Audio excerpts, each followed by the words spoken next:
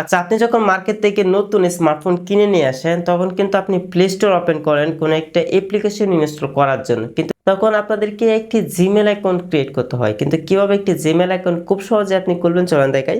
তার জন্য আপনি ক্রিয়েট অ্যাকাউন্টে ক্লিক করে দিবেন, তারপর ফর মাই পার্সোনাল ইউজ এখানে ক্লিক করে দিবেন।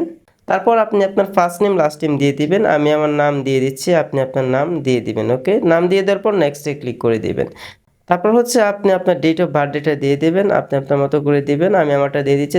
তারপর আপনি আপনার জেন্ডারটা দিয়ে দিবেন, নেক্সটে ক্লিক করে দিবেন। তারপর আপনি ইউজার নেম সিলেক্ট করবেন, নেক্সটে ক্লিক করে দিবেন। তারপর আপনি আপনার জিমেলের পাসওয়ার্ড দিয়ে দিবেন, আমি আমার পাসওয়ার্ডটি দিয়ে দিচ্ছি।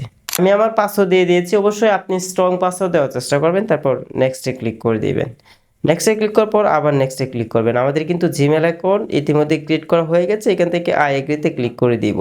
আমাদের কিন্তু কোন ধরনের ফোন নাম্বার দিতে হয় নাই, আমরা ফোন নাম্বার ছাড়াই কিন্তু জিমেল অ্যাকাউন্ট খুব সহজেই ক্রিয়েট করে ফেলেছি। দেখেন আমি হচ্ছে প্লে স্টোরে চলে আসছে, এখন অ্যাকসেপ্টে ক্লিক করলাম। দেখেন এখন হচ্ছে আমি খুব সহজেই অ্যাপ্লিকেশনগুলো ইনস্টল করতে পারবো।